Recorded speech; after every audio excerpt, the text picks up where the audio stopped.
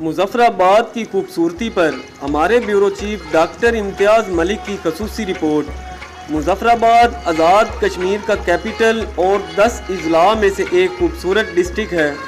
One of the most beautiful district. इसकी बुनियाद सुल्तान मोहम्मद मुजफ्फर खान ने रखी थी, जिनका ताल्लुक बोम्बा कबीले से था।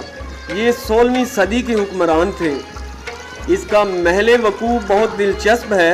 इसकी एक साइड पर ज़िला नीलम, मानसहरा, बाग, हटियाँ बाला और एबटाबाद है। इसकी तारीख सिकंदर के ज़माने से भी ओल्ड जाती है। सन 635 में यहाँ पर हिंदू शाही ने कब्ज़ा किया और एक तवील दुरानिये का घेराव शुरू हुआ, जो हिंदू सल्तनत कहलाता है। ये सन 633 की बात है। इसके बाद सिखों ने 12 हमले किए और तमाम तर किलों के बावजूद मुग़लों ने इस पर कब्ज़ा किया। मुग़लों के बाद ईस्ट इंडिया कंपनी का दौर शुरू हो गया।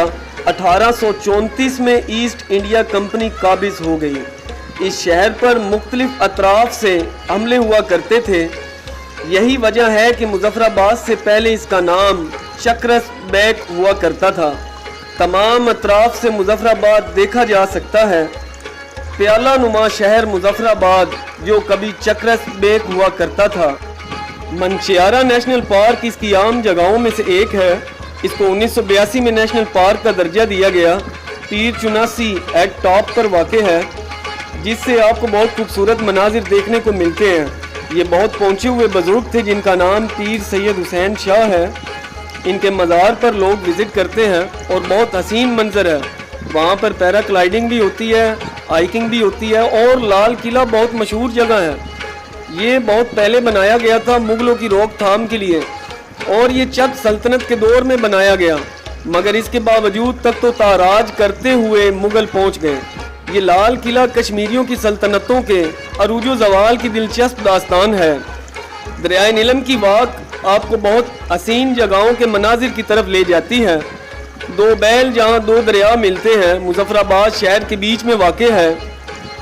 बहुत खूबसूरत हसीन मंजर है। दरियाए जेलम और दरियाए नीलम जहाँ मिलते हैं, उसे दो बैल कहा जाता है।